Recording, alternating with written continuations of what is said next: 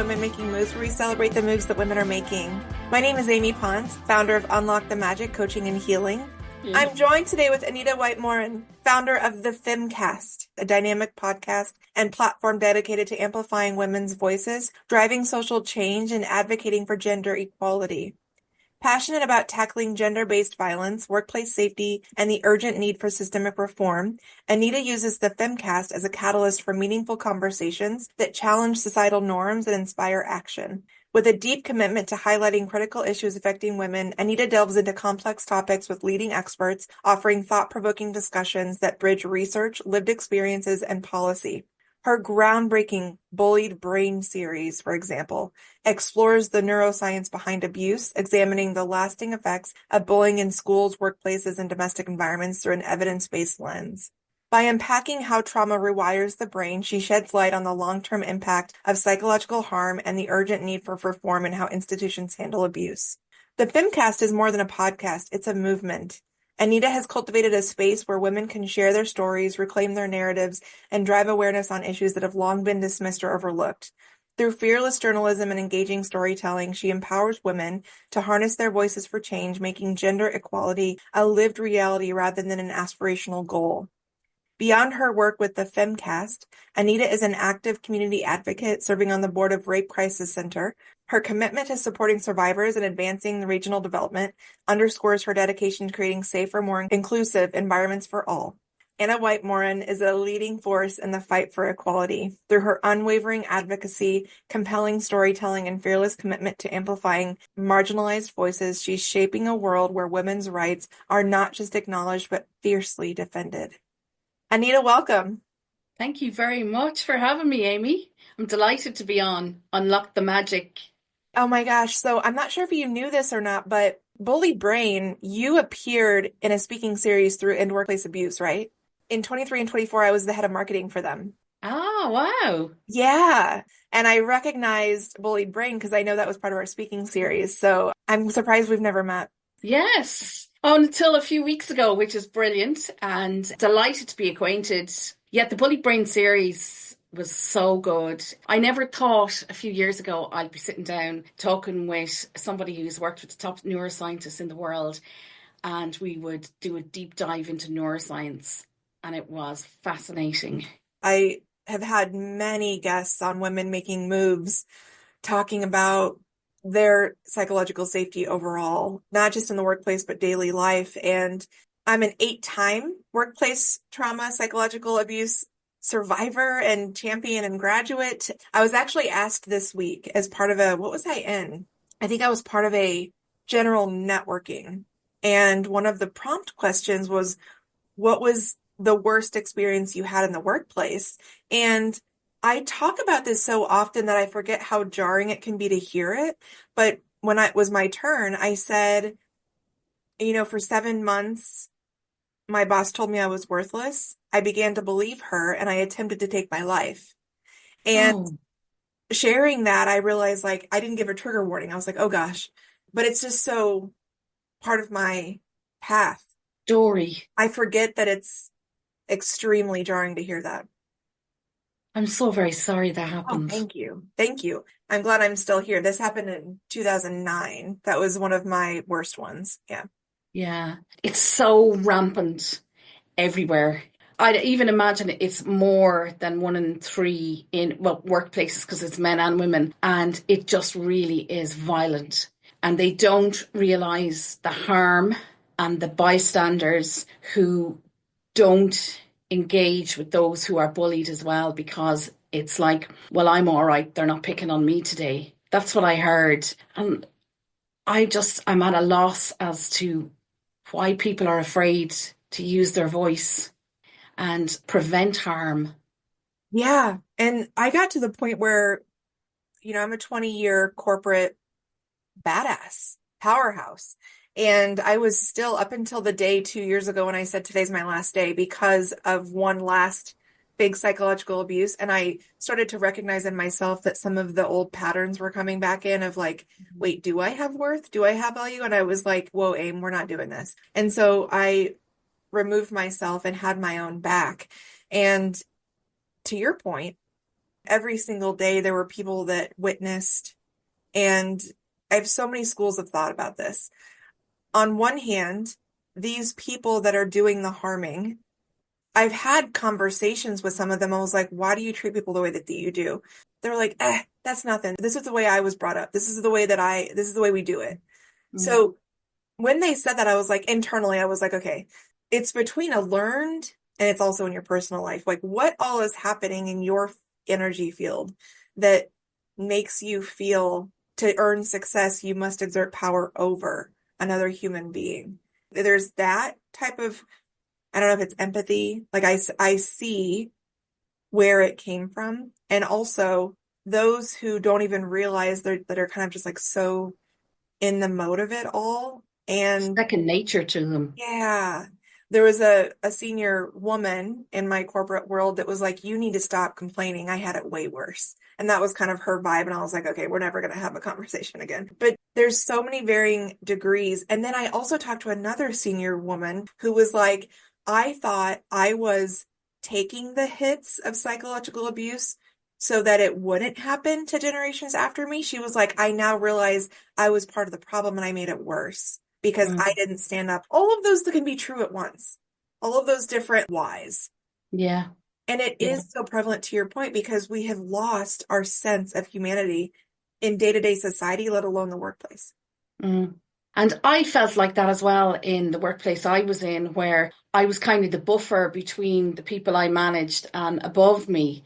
But I didn't realize I was taking on so much in my body. And I was getting sicker and sicker, and I couldn't put my finger on it. And it was like, what is going on here? Why am I feeling so unwell, so ill, where it felt like every cell in my body was on fire and hopping off it, and I was breaking out in eczema, coming out in ulcers. And I know I should never have stayed as long as I did. I know I should have walked away when I found out they were filming women in the office, which is creepy. Listening to conversation and using this kind of weird triangulation when one person was in a meeting, he would share information and she's thinking another person is breaking the confidence. But it was being filmed every day and they had no idea. And it's only since we have all left and I've interviewed for something that's coming up, you realise how unhealthy it is, how toxic it was. Work shouldn't be like that. Nobody should ever have to experience that or feel worthless or leave a job or go into a job dreading it. And I always used to say that to people. You should be driving up here looking forward to the day, making a little bit of a difference, going home to your family and having your family life. And this is your bread and butter. It pays your bills, but that you enjoy your day. And that's what it had been in other businesses and companies I'd worked with. It was fun. You'd go in, you'd have the crack. Then you'd go home and you have the family life and you have your weekends. And you never gave it a second thought. You just had fun in the place and you had camaraderie. And it was fun to go in and have a bit of crack and then come home. But this was just all consuming for everybody that's ever worked in it. When I came out of corporate, I was like, wow, I need to share my story more because I'm so unique. The sad truth is that I'm not unique. No, I thought that as well. Right? It happens to, you said 1 in 3. It's 1 in 3 for men's violence against women, but in workplaces, it's so rampant in workplaces. And there's a kind of a tolerance there for it. And there should be zero tolerance. There's a tolerance there that, well, that's the way it is and that's just the way they are. And I know these people are deeply unhappy, but don't be in business if you're that unhappy using like intimate parts of his relationship as currency, to justify how he behaved. And you're like, wow, we don't need to know that information and you don't need to act like that. You know how many times I look back and if I would have had, and of course, back to bullied brain, my brain feels and looks differently now than it did 2.5 years ago. Mm-hmm. But in some cases, it will still require I'm rewiring and healing still 2 years later. But so many times I wish I would have said in a larger group setting or a larger meeting, I don't feel comfortable the way that you just spoke to me. Yeah. And I did an interview with a great guy a few weeks ago on the podcast. And we spoke about he's in security and safety for women for 30 years now. He's worked with Women's Aid. He's in violence prevention in the workplace, and he actually does workwear, stab vests and all for police across the world. And he was saying women have got to be more vocal. They've got to shout it out and go, I don't like the way you spoke to me, because others aren't used to that. And say it and name it. Yes, And but it could, and yeah. you know what I'm going to say. I would love that so much. And I will tell you that even though I wouldn't say it right in that moment, and I have a post about this that goes on rotation out on LinkedIn, it's my story. When you start to have a problem, they'll be like, oh, have you talked to them about it? Yes, I did that. That didn't help. I talked to their boss. Didn't help. I talked to their boss's boss. That didn't help. I talked to their boss's boss's boss. Didn't help. I talked to some of the people in the C-suite that I knew personally. Didn't help. I talked to the head of HR who was my friend. Didn't help. So yes, but and what I have found to be true, and I know this is not going to be surprising for you, is that the moment you do raise your hand, you become the target. So it's like, Absolutely. I do hear what he's saying, and absolutely, I wish that any human felt like they could in the workplace say, no, thank you. No, thank you for Yeah. that behavior, whatever that looks like. And at the same time, we are at a place where that is continuing to be snuffed out rather than lifted up.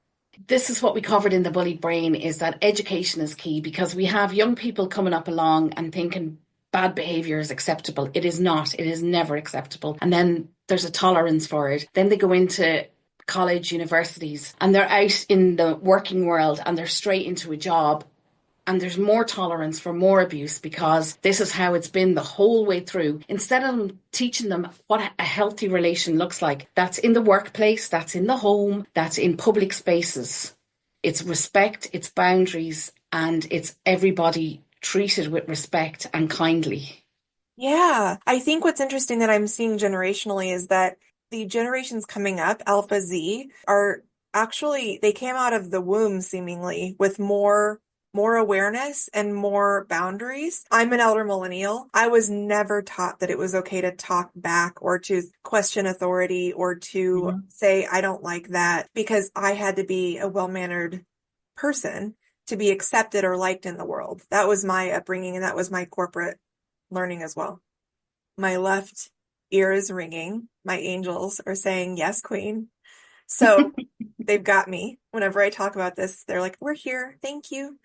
To your point, what I find is fascinating is that, and I want to get your thoughts on this, psychological abuse, or the way that we treat each other in both the workplace and general day-to-day society, especially in this place and time where things are in the upside down. There's something generational that's like transcending. There's an energetic shift happening within the generations. I don't know if it's evolution of the way that different generations handle each of these situations too. I think the guys coming up along are marvelous. I think they don't tolerate bullshit, abuse, and they call it out. And I think they're going to change everything for the next generation coming up. Yeah. Because sadly, the one before us tolerated it. There was an acceptance there. You couldn't call it out, you couldn't name it. You had to keep your job. You had to be polite, have manners. They don't like a troublemaker. They don't like somebody who speaks their mind or raises anything that will call out bad behavior. Yeah. And it feels like millennial is one of the first generations for me. I'll talk about myself. That moment I turned 40, I was like, oh no, oh no, this is not what I'm accepting anymore. I choose me. And Yes. I would never have told you this 3 years ago. I'm not going to go start my own business. I'm not going to do all this. I was going to probably ride off into the sunset in corporate, just like powering through. And to your point about how it manifests in health, right after I said today's my last day, not right after, excuse me, about a year later, everything that had been coming up in me, erupting for 20 years that I'd been suppressing, all of the abuse, the trauma, the experiences, was literally like a volcano inside of me where I had different skin conditions that were literally erupting that I needed like surgery for. Oh, same. I was That's like, incredible, isn't it? right? And that's what inspired me to return back to what I've always felt inside me, which is the energy healing aspect of my work through coaching. I've always had that in me and I always suppressed it. And now I excavate it in others and myself so that it doesn't get to a point where it's erupting physically. Yeah. Good for you. Now it's oozing. You're Yeah. just oozing everywhere. Anita, I was oozing. I was literally oozing. And then doctors were like, what's happening? I'm like, you tell me. So I'm glad Yeah. you exist. I'm glad we exist. I'm glad that, to your point, a lot of the work that I did when I was with in workplace abuse was my marketing crew and we were coming up with like, what is psychological abuse? Because a lot of people don't even, we're so numb to it. We don't even realize what it is when it's in front of us. It's basically, it's violent on the brain. It's coercive control in the workplace.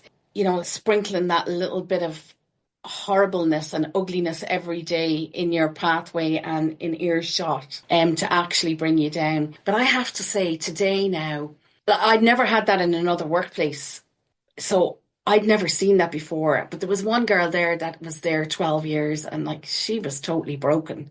But I want to thank them now because I'm doing the work I'm doing now and the path I'm on and the purpose I have. I'm so driven. I love getting up every day. I love engagement. I love working with people. I love the projects that I have coming up. And it just opened my eyes. Like I was a bit naive as well. I knew what was going on and happening, but I was totally naive to how it would impact you mentally, physically, spiritually. And then when I met Jen Fraser, the author of The Bully Brain, and we got into all the neuroscience and how to create new pathways to healing. It was just phenomenal. And how, never ask a woman why she didn't leave. She is just so broken, absolutely broken. I had such an awareness. I was confident.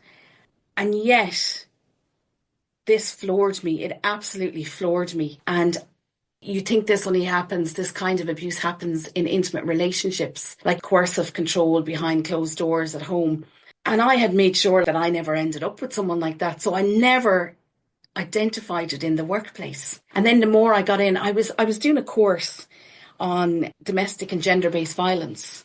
And Bernardo's were in, our police were in, we had loads of like social workers, women's aid were in. And it was just like going, oh my God, this is what's happening in a workplace.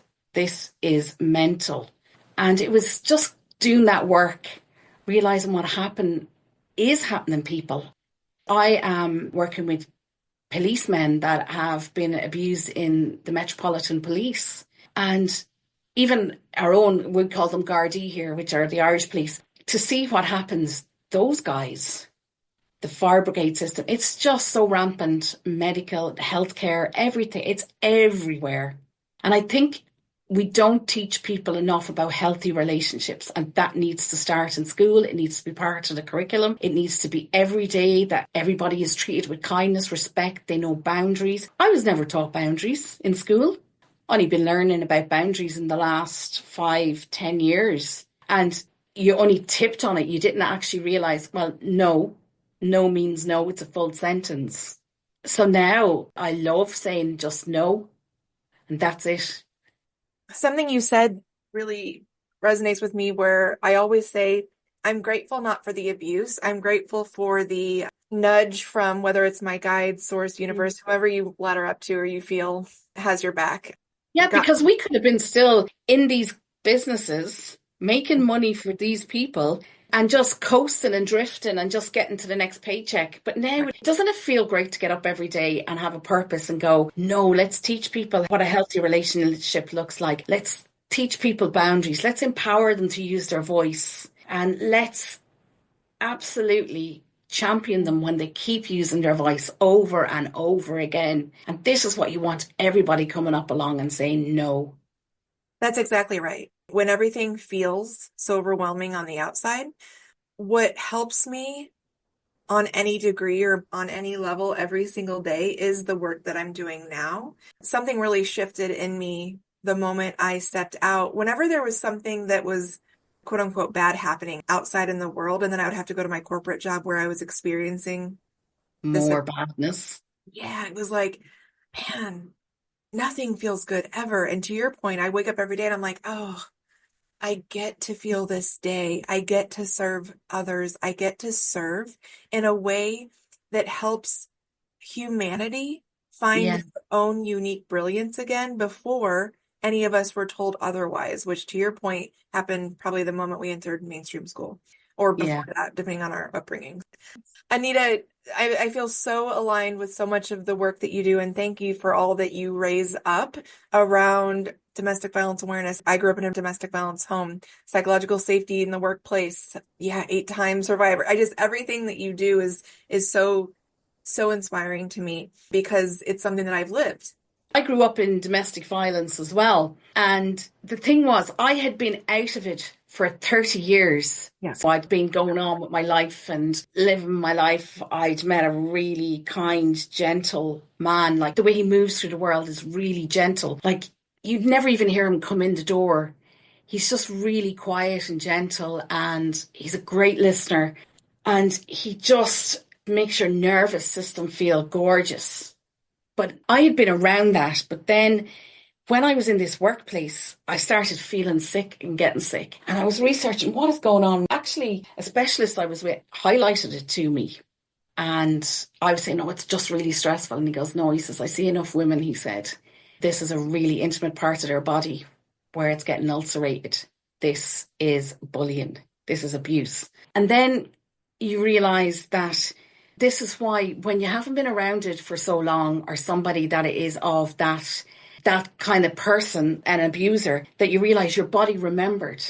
So then I went down a rabbit hole with Gabor Mate and used to eat, sleep and breathe him all day. I'd say I listened to every podcast he's ever done, read every book, and I would listen to the same thing over and over again. You know, this ease in your body, it's the body remembering abuse that you've lived in before previously. And I see it. I work in a cancer support centre as well. And you see it with women coming in with cancer and diseases. And they will tell you they've been so stressed. And it's so hard out there for everybody, but it's really, really, really hard for women. And especially women with children of a certain age, where they're in between, where they're looking after parents, children, trying to manage all these relationships between work, school gates, children, the games they have to go to every night. And I do not know how some of them do it, but they are amazing, incredible women. But I see this every day as well.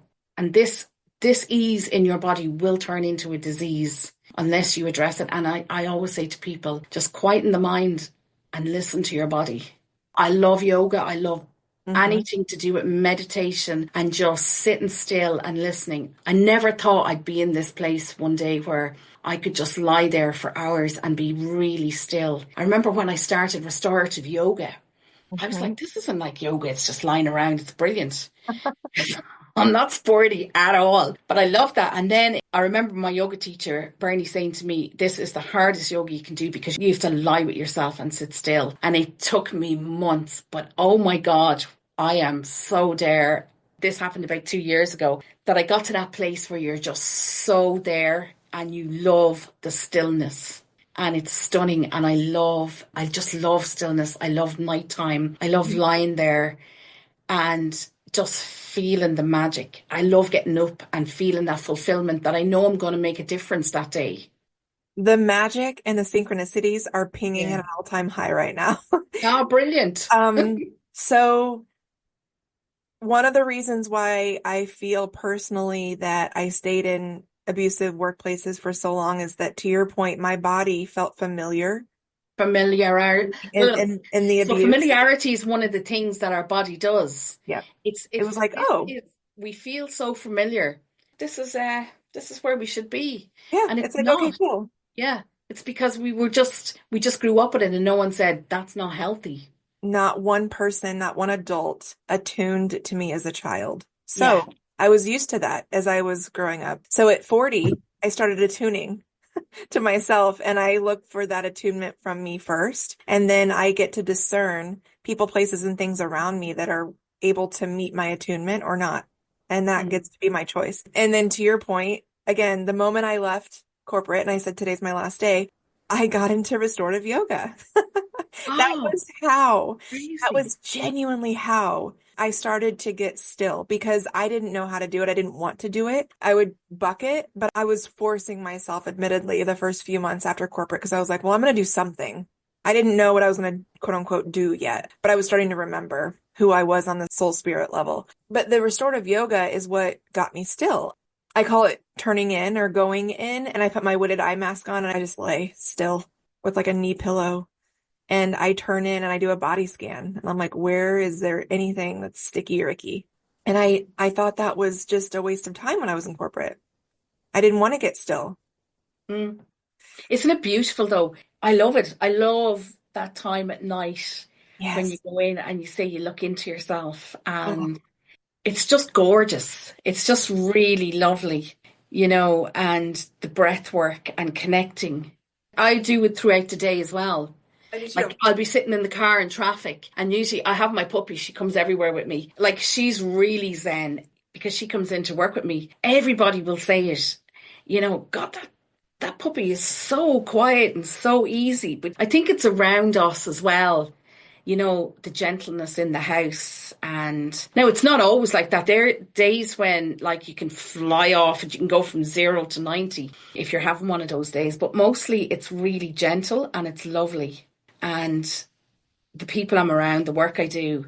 And I think you bring that with you everywhere, and then people around you feel it. And it's quite special. I'm going on a yoga retreat. I'm off to Budapest next week. And then when I come back, I'm going on a yoga retreat for a weekend. And it's right on the sea.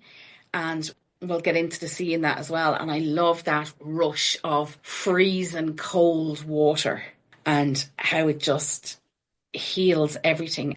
Maybe that's my next thing. Oh, do it. It is fantastic. Like fresh water, like get into a lake, a river, the sea. It's just incredible.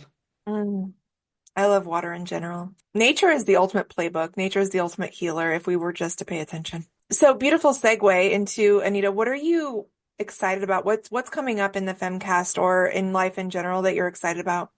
I have a few projects coming up that I'm working on. One day I'm going to be a documentary maker. I think like the likes of The Bullied Brain is kind of like a docu-series, but I'm doing another exciting project with Jen Fraser again. She is releasing The Gaslit Brain, and it's all about the workplace and the gaslighting that goes on, and again, the psychological harm that it's doing to people, and that we have to recognize it and get in front of it instead of putting out the fires. Prevention rather than a cure later. So we're doing a whole series on that, which is going to be exciting. I've interviewed loads of people, and I've been talking to loads of people in different workplaces and how it happened to them and what happened to them, and put it together so me and Jen can do the series together. That's So that's awesome. coming up in the autumn when she releases the book. And then there's other projects I'm working on with a lady in Canada, and I've great guests coming on the podcast as well. And I think I like my work. It's not theory. It's like I talk to people lived experiences, because you learn, you've lived it, you know how it works for the next person coming up. And then people don't feel so alone either, I find, because they're sitting there, they may be at their sink or they're listening to the podcast. And when years ago when you heard things on radio and you go, wow, I just thought I was the only person like that. So it touches everybody and you connect with them. And I think podcasting is just incredible. I have so much fun with it too. Yeah, Yeah, that's so right. brilliant. It's so much fun, and it's just so much amazing connection, Hmm. especially across the world from each other. And something you said, and I follow Jen's work as well, is that one of the reasons psychological abuse is so dangerous is because you can't see or touch it. It can be so difficult to pin down. And again, especially from what you and I have shared, which our bodies were familiar with. Hmm. So for instance, what I described it as finally when I was like realizing what was happening, I would describe it to others. It literally genuinely felt like I was doing like psychological gymnastics all day, every day. And they're like, what does that even mean? I was like, okay, for example, my abuser would say, okay, prepare this, this, and this for this upcoming meeting. We'd get in the meeting and they would say, where are you getting all this from? I don't understand why you're bringing this up. And then I would feel mortified because seemingly I didn't have any of my stuff together and I had no idea what I was doing. And then that snowballed into like, wait, am I? Do I? Mm. Who am I? What? It's so dangerous. It's so scary.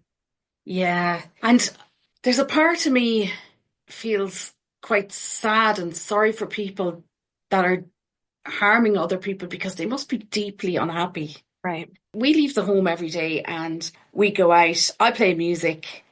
It's fun where I work. It's online, even though the subject is hard. I have brilliant connections. I have fun with people that I meet through this. But you don't get up in the morning and go, you know what? I'm just so miserable in my horrible little life that I want to go out and inflict this on other people. And I feel so inadequate that I have to do this, and so small that I would want to even do this. And like Jen Fraser would point out, and all the neuroscientists, these people have a mental illness. Right. Now, I know there are people with mental health problems that don't treat people like that, so it's nothing to do with mental health. But they must be really deeply unhappy. Yeah, the people who are harming other people are not okay. And it's also not a pass for them to treat other people that way. And it's just more No? about education and awareness of when it's happening and amazingly getting to a place where you can say, I don't care for the way you just spoke to me. And the person saying, oh my gosh, let's talk through that. Yeah. That's If what they we, didn't realize what they were doing. right. But you know, these people go in and it's deliberate and it's with intent. And it's because they feel so inadequate themselves that they have to go and try harm another. And it is, they never left the schoolyard really. And you would question their upbringing. And like, you've probably witnessed or heard like how they've lived or how they live. So you go, kind of get it, but still you don't go in and harm anybody else. Speaking of which, going to the post that drew me to you was a complete showstopper of a video of a man verbally attacking a woman on the subway. Is that what? On the tube On the tube in London, yeah. in London. And it was absolutely horrifying. And I immediately reached out to you, said, this is jarring. Can we Mm. talk about this? So this is a woman, she's on her way home from work. It's evening time, it's busy, the train, everybody's having stuff going on in their life. And he banged off her and he didn't say anything to her. And she just said, oh, well, excuse me. And then he just, from 0 to 90, just went ballistic. But what was really astonishing and staggering was that other men stood there and only one man blocked him, and just like, because he was coming at her and he was spitting and he was just so angry. What happened to him that day? But what makes him so comfortable? Can you imagine what this man does behind closed doors? If he is prepared to do this in front of hundreds of people commuting with phones, and then he just sits down and takes out a crossword, and you're like, what? Really, he can calm down in seconds and whip out a crossword or whatever he was doing and just continue with his evening. It just opens your eyes to what women have to put up with. And there are men who put up with it as well, but especially women, and that he felt so entitled to attack that woman and keep going at her and at her. And nobody stood up and went, sorry, mate, but this isn't acceptable. Sit down, we'll call the police. And just call it out. Nobody called it out. And this is how it's allowed continue Yeah. in workplaces, in public spaces, on public transport, back in the home. Because It's people are afraid to call it out. And if his own gender called it out, he'd think twice the next time about carrying on like that. this clip that you posted. This man just eviscerated this woman verbally, emotionally, psychologically, physically, was like lunging at her. So that expression reminds me of what happened in Canada late last year when, shortly after the US election, a group of young men circled around a young woman wearing a shirt around the election. And they surrounded her and were shouting and backed her into a corner saying, your body, my choice. And what happened in the airport, in the Canadian airport, was that a group of men built a human wall around her to allow her to get to a bathroom or somewhere safe. Wow. That reminds me of that moment. And I share that because I found a synchronicity between what you posted and what I read there. And what I want everybody to hear is that this is the culmination if we don't say something at the more seemingly innocuous statements about women.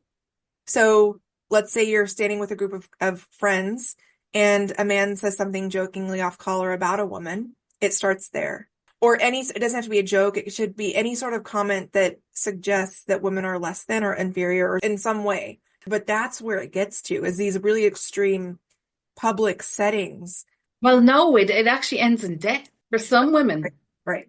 Yeah. She's the lucky one that got away and walked away. But if men call out other men, that's where we need them. There were comments left like, oh, I would have grabbed him by the throat and stuff. We don't need that. We're not meeting violence with violence. We want to stop men's violence. And the only way we can do that if you become our allies and say, stop speaking to her like that ever. And, if they have their friends that are acting like that, whether it's in the dressing room or it's on a football field or it's in the pub or it's on the way home and they feel this entitlement to say or do what they feel like doing, then it's no. Like just ostracize them and say, no, I can't be friends with you. I can't be around you. That's where it stops. You're absolutely Yeah. right. And a lot of people are like, well, it's just my friend. They don't mean anything, but you're missing the point. That's exactly where it starts. That's actually the safe place where you can say something without it being adverse. And to your point about the airport, no one laid hands. They just silently got up and built a human wall between the group and the woman. Yeah.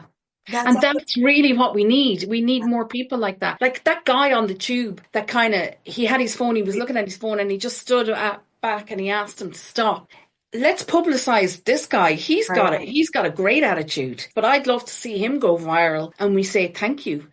If enough of them say it, if enough of those people on that tube that day stood up, all they had to do was stand up and say stop and just keep saying stop, he would soon get the message. But it's this entitlement and it's this quiet confidence that he can do this in any space to a complete stranger. So can you imagine how he acts behind closed doors or in an office, or if he's in a school or on a football field where there's young impressionable minds? That calls into question the men who are going viral around the world that are teaching younger men these more of the same. Yeah. So, Anita, what would you share for those men who are like, well, I don't know that it's really my place. I don't really know I should really say anything. I don't know that I want to stir the pot. I don't know that I want to make a scene. I'm a peacemaker. I don't really want to get involved, whether it be in the workplace or with their buddies, that they don't feel that they can say something or should say something because it's quote unquote not their business. It's everybody's business. Violence of any sort, mentally, physically, spiritually, is not acceptable. And it's everybody's business. How are we going to have a healthy society if you go, it's not my business? What if that security guy that day when Pellico was upskirting a woman in France, what if he had minded his own business? Giselle wouldn't have got her justice or never got those 50 men in court. And I think that's a real lesson to everybody. This security guard decided one day, no, you know what? I'm not going to mind my own business. And he didn't. And what they uncovered, they just thought they were going to see upskirting on a phone. And what they uncovered was far more horrendous. And I think it'll go down in history. That's what we need. More people like that that will say, no, this is my business, actually. I couldn't agree more. And I have to say to you, when you stand up and you say, do not do this, stop this, I don't agree with this, you might get backlash. Personally, there was a situation where I spoke up for myself and a group of women who had felt uncomfortable with a particular man's touch. Like there was a lingering, longer touch where we were all visibly uncomfortable. And I pulled him aside and I said, we're uncomfortable with your lingering touch. He lost his mind at me, screaming at me. How dare I suggest? So I do share that because I am aware that the backlash from these people, especially that are feeling entitlement, to your point. What I say to that is, yeah, please. Like, what do you say to that? Because I won't tell you it's easy. It's hard. No, it's not easy. It's Nothing worthwhile is easy. But my husband taught me this a long time ago, and he'd say, get comfortable with the uncomfortable. Start getting comfortable with it and speaking out and speaking up. It's uncomfortable, but it's the right thing to do. So get comfortable with it. And I say that to anybody now. Just get comfortable with it. Yeah. It's not easy and it's not nice, but you never know where it's going to save a life later. That's exactly it. Yes. Over It's 70% of women lose their lives in a domestic violence partnership. We know this. So I love that you just said that. You never know what kind of seed it's going to plant. And I have gotten comfortable with the uncomfortable. Now it's like I kind of brace for impact, verbally or other, I'm just like, okay, I know this person's going to lash out. I know this. And I feel called to share this discomfort with them in the spirit of saving the next woman. Yeah. Nobody likes it. No, no, Like what I'm nobody like gets up one day and goes, "Oh, do you know what? I'm going to get up now and I'm going to say something and it's going to make me feel really uncomfortable. I don't want to do it, but it's the right thing to do." right. Remember when they brought in laws where if you knew child abuse was happening, it was your duty to report it and you have a duty of care, and if you didn't, you're as culpable and Mm. complicit. So that should be for everything. Ooh, Anita, let's claim it right now. Yeah. Every human on this plane is responsible Yeah. and liable for humans hurting other humans. Yeah. We see it every day. We're witnessing in real time the hurt and suffering of people. And I don't know how people stay silent. We're getting louder. Well, but Yeah. and may one person feel, Well, we're 50% of the population, Amy. So we've had the other 50% who created patriarchy, and it affects men as well. Patriarchy affects men so much, and they don't even realize it. And if they realize how harmful it is to their brains, to their livelihood, to their productivity, they would actually say, "Whoa, I don't even want this." And a lot of them don't. So we've had a group that have created this monster. We're nearly 50% of the population, so let's dismantle it. we are. They've constructed it, let's deconstruct it and get rid of it. And not be afraid to own our space and say, enough, it's not acceptable. And like in our home now, we have a criteria. You don't meet our standards. We just don't. Yeah, bye. Paul does say to me, I have a criteria. They don't I meet my love that. criteria. I usually say, I'm like, I don't vibe. This isn't my vibe, or Yeah, like this yeah. feels out of alignment, something. Anita, this has been a gorgeous hour. Where can we find you and how can we support your work? So I'm at thefemcast.com and all my social media pages are at thefemcast. And of course, come follow me across LinkedIn as well and listen to the podcast and the work that we're doing. And we've some exciting projects coming up. And if we can just get everybody together as a collective and say, we're not accepting this anymore. And remember, girls, no is a full sentence.